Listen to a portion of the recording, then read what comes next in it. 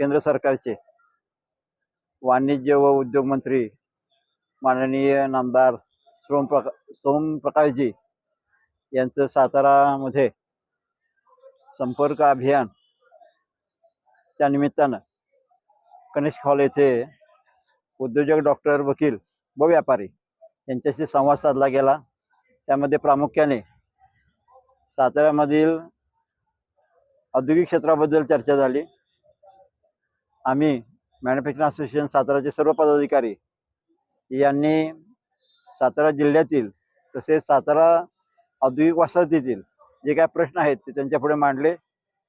त्यामध्ये प्रामुख्याने जे प्रश्न आहेत त्यामध्ये सातारा औद्योगिक विकासामध्ये जे आता जागेचा प्रश्न आहे तो प्रामुख्याने मांडला आणि त्यामध्ये साताऱ्यामधील शेजारी नजीक असणारे निगडी, देगाव, वर्णे या ठिकाणची जी MIDC जी प्रस्तावित आहे आता ज्याचं ॲक्विजिशन झालेलं आहे तर त्याला पुढं मान्यता मिळावी व ती लवकर सुरू व्हावी या दृष्टीने आम्ही मागणी केली। त्याचबरोबर उद्योगाला लागणारा वीज पुरवठा त्यासाठी एक सबस्टेशन मंजूर आहे। केंद्र सरकारने त्यावर पैसे दिलेले आहेत। जागेचा प्रश्न आहे त्यासाठी 60R म्हणजे 1.5 एकर जागेची उपलब्धता व्हावी यासाठी आमचा पाठपुरावा चालू आहे आणि तो राज्य शासन व केंद्र शासन याच्या माध्यमातून MIDCला त्यांनी दिशा द्यावी, डायरेक्टिव्ह द्याव्यात आणि ती जागा MSDCLला मिळवून द्यावी की ज्याने संपूर्ण सातारा औद्योगिक परिसरातील जो ॲडिशनल MIDC आहे, देगाव आहे आणि प्रस्तावित असणारी MIDC याचा विजेचा प्रश्न मिटणार आहे। त्याचा एक आम्ही आता पाठपुरावा केला, ती एक मागणी आम्ही मांडली। सर्वात कळीचा मुद्दा आत्ताच्या प्रेझेंट MIDCचा जो आहे तो कामगार कर्मचारी यांना राज्य विमा योजनेतून जो आरोग्याबाबत जो हे मिळतो फॅसिलिटीज मिळतात तो आपल्याकडे नाही आहे। इथं सर्व खाजगी ह्याच्यामध्ये दवाखान्यामध्ये उपचार घ्यावे लागतात, कामगारांना तर परवडत नाही। तरी देखील केंद्र शासनाने आत्ताच नुकतं 100 बेडचं हॉस्पिटल आपल्याला मंजूर केलेलं आहे, पण त्या हॉस्पिटलसाठी 5 एकर जागेची आवश्यकता आहे। तेवढी जागा आता MIDC मध्ये उपलब्ध नाही असं सांगितलं जाते, परंतु राज्य शासन आणि केंद्र शासनाच्या माध्यमातून ही जागा औद्योगिक क्षेत्रामध्ये उपलब्ध करून द्यावी किंवा हवेलगत उपलब्ध करून द्यावीत। साधारण 80,000 कामगार कर्मचाऱ्यांना याचा लाभ मिळणार आहे, ती एक मागणी आम्ही त्यांच्या पुढे मांडली। त्याचबरोबर जो एक मोठा प्रश्न, एक योजना आहे इक्विटी लिंक कॅपिटल सबसिडी, ही 3 वर्षापासून बंद आहे, ती चालू करावी की ज्यायोगे आपल्याला या ठिकाणी उद्योजकांना दिलासा मिळेल। त्याचबरोबर एक्सपोर्ट प्रमोशनसाठी योजना त्यांच्या खात्यामार्फत राबवाव्यात। त्याचबरोबर आपल्या सातारा जिल्ह्यामध्ये मोठ्या प्रमाणामध्ये उद्योग यावात, IT क्षेत्र वाढावं आणि मोठमोठे मेगा प्रोजेक्ट या सातारामध्ये केंद्र शासनाच्या मार्फत राबवले जावेत अशी एक आम्ही मागणी केली। धन्यवाद।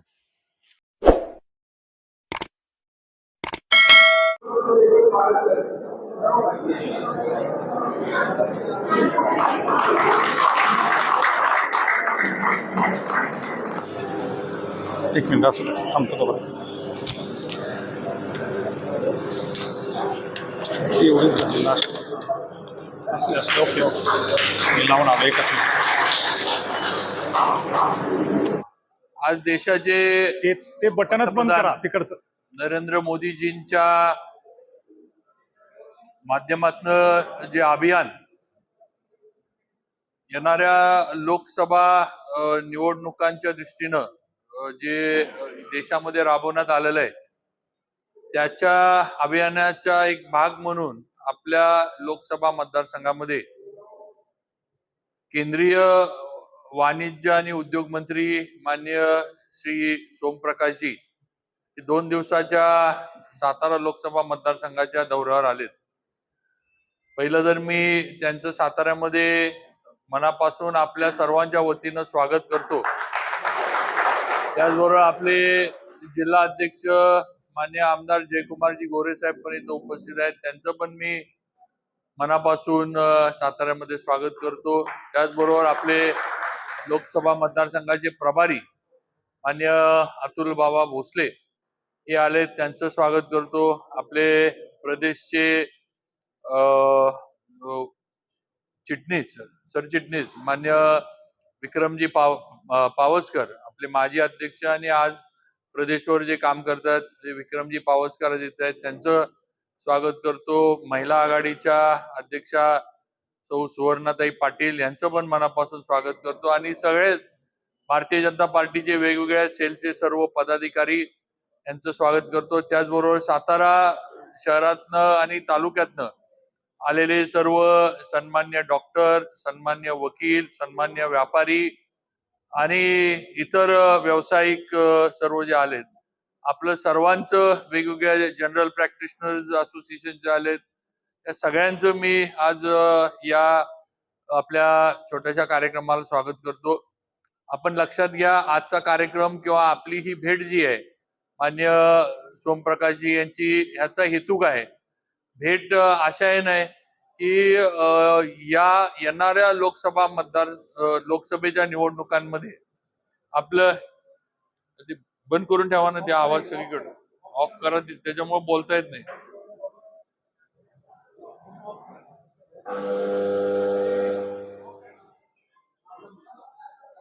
आजच्या कार्यक्रमाचा हेतू असा आहे की हे आपल्याला सगळ्यांनाच हे आहे की आज मोदीजींच्या माध्यमातून देशामध्ये काय काम चाललंय, देशाची प्रगती, जगामध्ये भारताचं जे नाव उंचावलंय ते आपण बघतोय. जगाच्या राजकारणामध्ये किंवा जगाच्या याच्यामध्ये अनेक मोठे देश जरी असले तरी आज एक अभिमान आपल्याला भारतीय म्हणून असला पाहिजे की भारताचा आणि मोदीजींचा विचार घेतल्याशिवाय जागतिक याचे निर्णय कुठलेही होत नाहीत, ही वस्तुस्थिती आहे. आणि अशा याच्यामध्ये पुढं सुद्धा आपले पंतप्रधान नरेंद्रजी मोदींना दुसरा कुठलाही पर्याय या देशामध्ये होऊ शकत नाही असं त्यांनी काम केलेलं आहे. आणि म्हणून येणाऱ्या लोकसभा निवडणुका ज्या आहेत, या लोकसभा निवडणुकांमध्ये आपलं सुद्धा सातारा लोकसभा मतदारसंघातनं आपण या लोकसभा मतदारसंघाचे मतदार म्हणून, नागरिक म्हणून पंतप्रधान मोदीजींच्या बरोबर आहे. हे आपल्याला इथली लोकसभेची येणारी जागा भारतीय जनता पार्टीची निवडून देऊन आपल्याला दाखवायचंय. आणि त्यासाठी हे अभियान देशभर वेगवेगळ्या मतदारसंघांमध्ये सुरू झालेलं आहे. आज मान्य सोमप्रकाशजी इथं आलेत. आपली सगळ्यांनी आपापले जे संघटनांचे किंवा ज्या ज्या आहेत, मग डॉक्टर्सचे विषय मांडले, व्यापाऱ्यांनी व्यापाऱ्यांचे विषय मांडले, वकील संघटनेच्या यांनी त्यांचे विषय मांडले, मासचे सर्व पदाधिकारी आहेत त्यांनी MIDC चे विषय मांडले. तेव्हा आपले सगळे विषय हे त्यांच्या पुढे आहेत, निवेदनाच्या माध्यमातून त्यांना मिळालेत. मगाशी इथं आल्यानंतर आमची भारतीय जनता पार्टीची कोर कमिटीची बैठक झाली. त्याच्यामध्ये सुद्धा प्रत्येकानं आपापल्या मतदारसंघात किंवा लोकसभा मतदारसंघ म्हणून इथं काय झालं पाहिजे की ज्याचा परिणाम लोकांवर होईल, लोकांच्या अपेक्षा ज्या आहेत त्या पूर्ण करण्याच्या दिशेनं काय पावलं टाकली पाहिजेत, त्याच्याबद्दल आम्ही आमचे प्रत्येकाचे जे विचार होते ते आम्ही सुद्धा सर्वांनी मांडले. सगळ्यात महत्वाचं हे पहिलं, जर आपण एक लक्षात घ्या की आपले मंत्री महोदय हे रिटायर्ड IAS अधिकारी आहेत, त्यामुळे त्यांना प्रशासन हे कसं चालवायचं आणि प्रशासन हे काय असतं हे त्यांना चांगलं माहित आहे. त्यानंतर ते पंजाब सारख्या प्रगत राज्यातनं येतात. आज पंजाबची प्रगती आपण सगळ्यांनी बघितली आहे.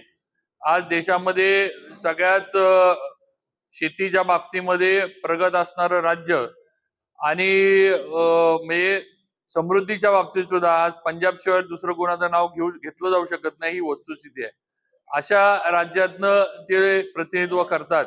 आणि आज वाणिज्य आणि उद्योग मंत्रालयाचं खातं त्यांच्याकडे आहे. त्यामुळे आपल्याला सगळ्यांनाच 100% हे झालं असणार की आज देशाचे उद्योग मंत्री आपल्याकडे येतात म्हटल्यावर आपल्याला सुद्धा आपल्या आशा ज्या आहेत त्या पल्लवित झालेल्या आहेत. मी गाडीत असताना पण आम्ही अनेक विषय सांगितले. सर, जो आप जब इधर आए गाड़ी में जो आपके साथ चर्चा हुई थी सर, इधर डॉक्टर्स है, लॉयर्स है, फिर हमारे सब व्यापारी है, मास के सब लोग है। और सर एक जनरल आप सबका अगर ये पूछोगे तो सबका यही कहना है कि एक कोई तो बड़ी एमआईडीसी हमारे डिस्ट्रिक्ट में, और ज्यादा करके सातारा जिसकी कनेक्टिविटी हाईवे से, नेशनल हाईवे से, वहां पे कुछ ना कुछ इंडस्ट्रियल प्रोजेक्ट्स बड़े आने चाहिए, जिसका परिणाम सातारा सिटी पे, सातारा एरिया पे पड़ेगा, जिससे व्यापार बढ़ सकता है, डॉक्टर्स का ये हो सकता है, व्यवसाय बढ़ सकता है, व्यापारियों का व्यवसाय बढ़ सकता है, नौकरियां मिलेंगी तो जो किसान है उनके बच्चे भी वहां नौकरी कर सकते हैं। अगर इंडस्ट्रियल इसमें हमारा ये है कि अगर बड़े प्रोजेक्ट नहीं आ सकते तो आईटी के प्रोजेक्ट्स अगर हमारे इधर आएंगे, हमारे पास पुणे इतना पास में है। अभी सर हमारे 6 लेन टनल हो रहे हैं, जिससे पुणे का ट्रैवल टाइम 15 से 20 मिनट और कम हो जाएगा। तो जितना टाइम हमको पुणे पहुंचने में लगेगा, उतने टाइम में तो सर पुणे का आप अगर ट्रैफिक का इश्यू देखेंगे, पुणे में एक जगह से दूसरी जगह 1 घंटे में पहुंच नहीं सकते, उतने टाइम में हम यहाँ से पुणे पहुंच जाते हैं। तो ये अभी 2 साल तक हमारी स्टेट में गवर्नमेंट नहीं थी। हमारी 2 एमआईडीसी यहाँ पे सर नोटिफाइड हुई है। एक देगांव की एडिशनल एमआईडीसी जो नई नोटिफाई हुई है वो है, और उसके आगे निगड़ी करके एक दूसरा गांव है, वहां पे भी नोटिफाई एमआईडीसी हुई है। तो उसका सर अभी गवर्नमेंट तो भारतीय जनता पार्टी और युति का आ गया है। आज देवेंद्र फडणवीस साहब हमारे डीसीएम के पोस्ट पर वहां काम कर रहे हैं, और आपने जो हमको सूचना दी है कि जो नोटिफाइड एमआईडीसीज है उसका लैंड एक्विजिशन आप ये करो। तो हमारी सर आपसे यही रिक्वेस्ट है कि जो स्टेट का काम रहेगा हम जरूर करेंगे, हम उसका फॉलो अप सब लेते रहेंगे सर। सिर्फ हमारी आपसे रिक्वेस्ट है कि केंद्र में से कोई हमारे यहाँ पे आप बड़ा प्रोजेक्ट, हमारी एमआईडीसी का ये होने के बाद बड़ा प्रोजेक्ट हमारे इधर आने के लिए आपसे मदद, या केंद्र सरकार से मदद हमें मिलनी चाहिए। इतनी हमारी है जिसका हमारे पूरे सिटी पे जिसका परिणाम हो सकता है। सिटी का पूरा जो है नक्शा जो है वो इसके वजह से बदल सकता है। तो दूसरा जो एक इश्यू है, टूरिज्म हमारे इधर बढ़ रहा है। टूरिज्म भी एक इंडस्ट्री है। टूरिज्म के बारे में भी थोड़ा केंद्र सरकार से हमें डेवलपमेंट के लिए कुछ फंड्स अलग तरीके से हमारे इधर स्टेट गवर्नमेंट के थ्रू हमको मिल जाते हैं। तो हमारी जो कास्ट का जो प्लेटो है सर, अभी UNESCO world heritage site UNESCO ने उसको दिया है, और बहुत सर नेचुरल ब्यूटी से वो पूरा जो प्लेटो है वो भरा हुआ है। और सर वो जो फूल वहां पे आते हैं, जो वाइल्ड फ्लावर्स आते हैं, वो सिर्फ 10 से 15 दिन आते हैं, उसके बाद वो मर जाते हैं, वो नेक्स्ट बारिश के बाद ही आते हैं। तो ऐसा सर वहाँ का बायोडाइवर्सिटी का जो हमारा कास्ट का ही है, वहां पे सर हमको टूरिज्म के लिए ये मिलेगा कुछ सेंटर से, एक अलग कुछ हो सकता है। तो सातारगढ़ के तरफ से मेरी ये रिक्वेस्ट है कि आप थोड़ा हमारी वो भी है जो टूरिज्म डिपार्टमेंट है उनके साथ, आपके सेंटर के उनके साथ ये थोड़ा आपने ये किया तो हमारे लिए बहुत हेल्प होगी। बाकी डॉक्टर्स ने अपने इश्यूज जो है वो यहाँ पे आपके सामने रखे हैं। उनका भी सर मेजर इश्यू है जो फायर ऑडिट है, वो अभी डॉक्टर्स के लिए थोड़ा बहुत प्रॉब्लमेटिक हो रहा है। फायर का ये रहना चाहिए, इसके बारे में किसी की सर उसके ऊपर ये नहीं है, और जो इन्वेस्टमेंट उनको करनी पड़ रही है वो सर उनको अफोर्ड नहीं होती है, ये मेजर इश्यू है। और रिन्यूअल वगैरह का जो डॉक्टर साहब ने अभी बोला वो भी आपने सर ये क्या, उसमें भी कुछ तो एक सिंपल फॉर्मूला सर, ये हॉस्पिटल के रजिस्ट्रेशन जो रिन्यूअल होते हैं उसका कुछ तो होना चाहिए, ये एक इश्यू है सर। दूसरा हमारा कोल्हापुर में मुंबई हाई कोर्ट का बेंच, सर्किट बेंच उधर चाहिए, ये मांग बहुत सालों से हमारे ये एरिया में सातारा, सांगली, सोलापुर, रत्नागिरी, ये 5-6 जिलों की ये मांग है। थोड़ा सर इसमें पॉलिटिकल इश्यूज आ गए थे, इसलिए हमारी मांग जब हमारे इधर के लोगों ने, लॉयर्स ने की, तो थोड़ा पूना वाले उसके बीच में आ गए और ये थोड़ा पॉलिटिकल इश्यू हो गया। तो हम भी सर, मैं हूँ, जय कुमार गौरी जी है, हम भी अभी देवेंद्र जी के साथ फॉलो अप करेंगे। थोड़ा सेंटर की तरफ से भी सर हमको जो पुश लगेगा वो आपके माध्यम से आज आप यहाँ आए, क्योंकि ये सर डिस्ट्रिक्ट के जो है लोकसभा मतदार संघ पे परिणाम करने वाले डिसीजन होने वाले, तो इसका भी थोड़ा बहुत आपके तरफ से, सेंट्रल गवर्नमेंट की तरफ से कुछ तो ये होना चाहिए। बाकी सर मैं हमारे सब सातारकर की तरफ से आपको एक पक्की गारंटी देता हूँ सर, अभी भी जो लोकसभा के इलेक्शन हुए उसमें बीजेपी के कैंडिडेट हमारे नहीं जीते, पर सर सातारा विधानसभा मतदार संघ ने 42,000 का लीड बीजेपी के कैंडिडेट को दिया था ये, और अगले इसमें भी हमारा लीड जो है वो उससे भी आगे जाएगा सर, ये गारंटी मैं मेरे सातारकर मतदारों की तरफ से आपको देता हूँ। सिर्फ हमारी यही है कि जो हमारे बहुत सालों से जो ये प्रश्न उनके इसमें आप थोड़ा ऊपर तक ये प्रश्न अगर आप ले जाएंगे तो हमको बहुत सारी यानी हेल्प हमारे इधर हो जाएगी। मैं फिर से एक बार सर आपका सातारा में स्वागत करता हूँ, और आने वाले लोकसभा इलेक्शन में 100% सातारा का एमपी ये बीजेपी का होगा, ये शब्द हम सब की तरफ से आपको देता हूँ। आपने खुद ने ही कहा है कि यहाँ का माहौल पार्टी के लिए बहुत अच्छा है और यहाँ सीट हम जीत सकते हैं, सर ये गारंटी हमको भी है, यहाँ सीट भारतीय जनता पार्टी जीत सकती है।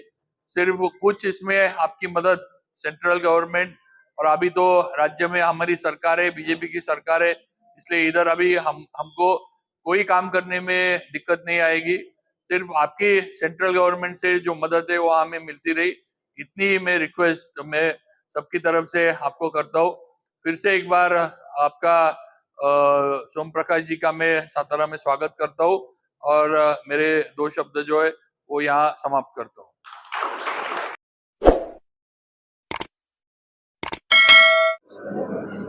Respected District President, BJP, respected MLA Sahab, and other dignitaries of these guys, most respected medical practitioners, doctors, lawyers, industrialists, and others, senior citizens of the country, state, Satara. मुझे खुशी है आप सभी को मिलकर यहाँ, because you are the people, those who influence make the public opinion. सबसे ज्यादा पब्लिक ओपिनियन आप बनाते हो, आप अफेक्ट करते हो। जो लोग आपके पास आते हैं, लोग आपके पास सुनते हैं, वकील के पास आते हैं, डॉक्टर के पास आते हैं, प्रैक्टिशनर के पास आते हैं, इंडस्ट्रियलिस्ट के पास आते हैं, तो एक जो पब्लिक ओपिनियन बनती है वो सारे वोटिंग पैटर्न को अफेक्ट भी करती है। बहुत सारी मांगे आपने डिफरेंट सेक्शन ने की है, जैसे डॉक्टर्स ने कहा है कि हमारा law of prevention of violence against doctors strictly implement होना चाहिए। वायलेंस के अगेंस्ट तो कोई भी लॉ हो, सारे इम्प्लीमेंट होना चाहिए, अकेले डॉक्टर्स का नहीं, सभी इम्प्लीमेंट होना चाहिए। आई एग्री, आप बहुत बड़ी सर्विस करते हो देश को, जो आपके अगेंस्ट वायलेंस होती है वो बहुत बुरी होती है, तो उसको इम्प्लीमेंट करना जरूरी है। ये मैं आपकी उस बात से सहमत हूँ। और जो बात यहाँ एनओसी वगैरह की है, सभी के लिए मैं एक बड़ी बात आपको सुनाता हूँ कि भारत सरकार की पॉलिसी है कि कंप्लायंसेस जो है कम से कम होनी चाहिए। किसी को एफिडेविट देना है, किसी ने कुछ करना है, किसी ने लाइसेंस लेना है, किसी ने रिन्यू कराना है, इसको सारे एक्ट, सारी पॉलिसीज हम दोबारा से रिव्यू कर रहे हैं। उसमें कम से कम ऑटोमेटिक हो या सिंगल विंडो सिस्टम बेस्ड हो या ऑनलाइन हो, ऐसी हमारी कोशिश है। मैं अपने इंडस्ट्री डिपार्टमेंट में जो परमिशन है मोस्टली सारे ऑनलाइन कर दिए, ताकि किसी को ऑफिसर के पास जाना ना पड़े। इस तरह हेल्थ डिपार्टमेंट का जो आपने लिखा है वो भी ऑनलाइन होना चाहिए। मैं मंत्री जी से बात करूंगा कि किसी के पास जाना ना पड़े, ऑनलाइन परमिशन ले लें, या फिर सेल्फ सर्टिफिकेशन भी लागू हो सकता है। सेल्फ सर्टिफाई करे हुए मैं रूल्स को मान रहा हूँ, उसको भी माना जा सकता है। और एक जो क्रिमिनलाइजेशन एक्ट में है, किसी की कोर्ट में सजा लगी हुई है, उसको खत्म करके भारत सरकार ने जो फैसला किया है, किसी के केस क्रिमिनलाइजेशन का एक्ट कोई हम ना करें, उसको जुर्माना करके उसकी प्रोविजन करेंगे, ताकि लोग बिना डर से अपना काम कर सकें। इसको भय नहीं होना चाहिए, चाहे वो ट्रेडर है, चाहे वो इंडस्ट्रियलिस्ट है, चाहे डॉक्टर है, किसी को सजा का, पुलिस का डर ना हो, सिर्फ उसी से कि सुधार करने की जरूरत है, ऐसा हम सोच रहे थे। तो वह आप शहर के बहुत जागरूक लोग हो, आपकी जानकारी के लिए मैं बताऊं कि भारत आज दुनिया में सबसे ज़्यादा फास्टेस्ट डेवलपिंग कंट्री है। सारी दुनिया में ये वर्ल्ड बैंक की और IMF की रिपोर्ट है कि 7% से ज़्यादा एक ही देश है जो ग्रो करेगा, वो भारतवर्ष है, और सबसे तेजी से तरक्की करेगा। और ये भी है जो रेटिंग आई है, दुनिया में सबसे ज़्यादा प्रभावशाली जो नेता है वो नरेंद्र भाई मोदी है, सबसे ज़्यादा उसकी सभी लोग मानते हैं। और पहली बार ये हुआ है जो रशिया और उसकी वार चल रही है अगेंस्ट कंट्री है यूक्रेन में, और उसमें हमारे कोई स्टूडेंट्स फंसे हुए थे। मोदी जी के कहने पर दोनों कंट्री ने वार को रोका। जब तक हमारे विद्यार्थी वहां से नहीं निकले, स्टूडेंट्स नहीं निकले, ना अमेरिका के कहने पे बंद हुआ, ना किसी और कंट्री के। ये सिर्फ क्रेडिट भारतवर्ष के प्रधानमंत्री नरेंद्र भाई मोदी जी को जाता है, जिसका प्रभाव सभी लोग मानते हैं, चाहे अमेरिका हो चाहे रशिया हो, सभी मानते हैं। और सारे बच्चे वहां से निकाल कर लाए, उसके बाद वे दोबारा वार शुरू हुई। ये बहुत गर्व की बात है। तो आज दुनिया में सबसे तरक्की करने वाला देश और सबसे ज्यादा अट्रैक्शन फॉर इन्वेस्टमेंट इंडिया बना हुआ है। बहुत बड़ी इन्वेस्टमेंट दुनिया में जब हो रही है तो भारतवर्ष में है। जो भारत की एक्सपोर्ट्स रिकॉर्ड एक्सपोर्ट्स हुई है, जो मार्च 31 2022 को क्वार्टर खत्म हुआ है, उसमें $4 बिलियन से ज़्यादा एक्सपोर्ट हुआ है, और हमारे टारगेट से भी बहुत ज़्यादा हुआ है। तो फॉरेन रिजर्व भी बढ़ रहे हैं, देश तरक्की की जा रहा है। अब 75 ईयर्स ऑफ इंडिपेंडेंस बना के हटे हैं, और अगले 125 साल में जब हम देश को 100वां जन्मदिन जो इंडिपेंडेंस डे मनाएंगे, तब देश दुनिया का सबसे विकसित देश होगा। इस मंत्र को लेकर जा रहे हैं। जो लोग वो समय देखेंगे, उस वक्त वो गर्व करेंगे कि ये सपना नरेंद्र भाई मोदी जी ने देख कर किया था। उसके करने के लिए जो स्टेप्स उठाए गए, इसी वजह से देश दुनिया का सबसे विकसित देश बना है, सबसे डेवलप कंट्री बनेगा। हम सपना देखते हैं देश को विश्व गुरु बनाने का। देश विश्व गुरु बनेगा, सबसे ज्यादा विकसित होगा, सबसे ज्यादा इंडस्ट्रियलिस्ट होगा, सबसे ज्यादा तरक्की वाला देश बनेगा, और इसके ये सारी दुनिया को ये लीड कर गया भारतवर्ष। वैसे जो आपने अपनी मांगे की बात है, उसके लिए मैंने आपको बताया कि बहुत सारे लॉ जो है उनको दोबारा से देखा जा रहा है, उसमें जो भी बदलाव करने की जरूरत है उसको की जा रही है, ताकि किसी इंडस्ट्रीज को, किसी डॉक्टर्स को, किसी लॉयर्स को बहुत ज़्यादा कोई डिफिकल्टी कानून की वजह से ना हो।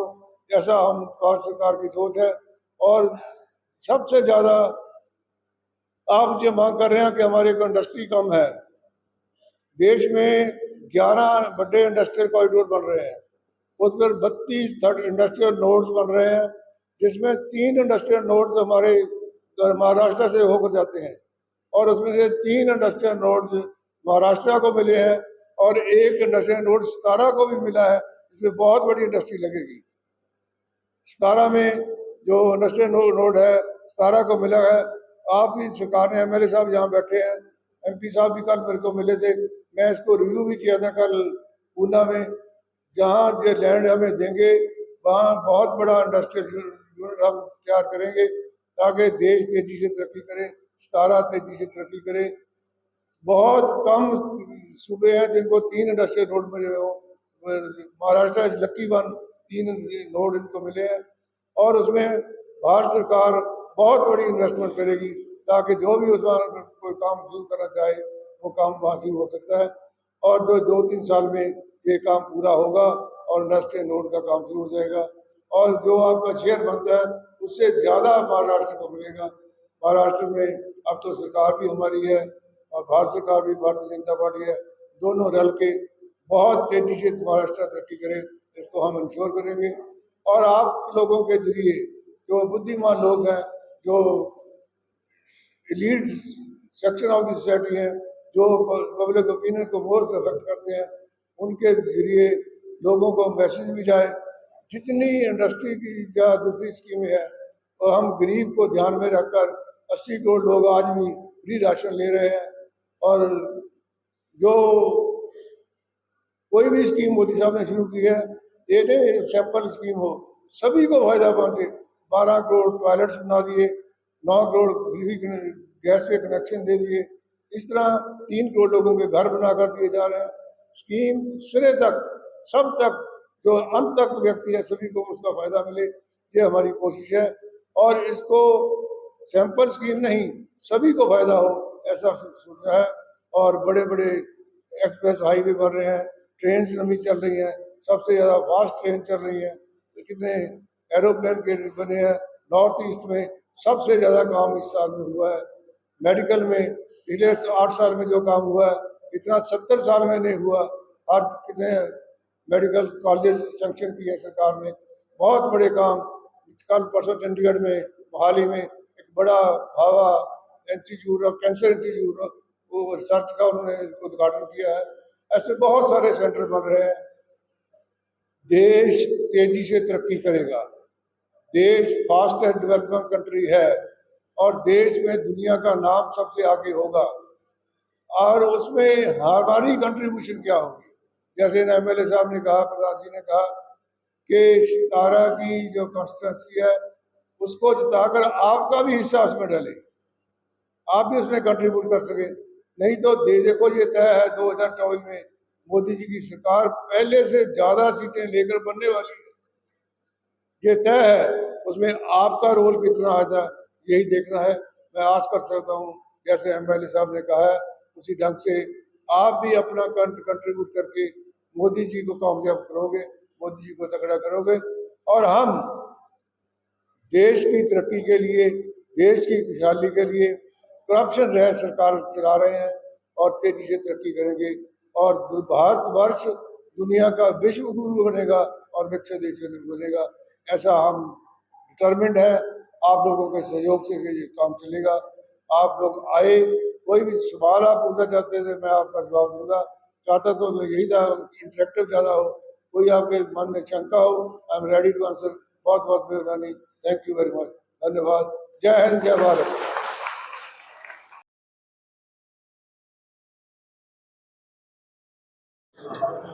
असं ओके ओके, मी लावून आलो एकच मिनिट.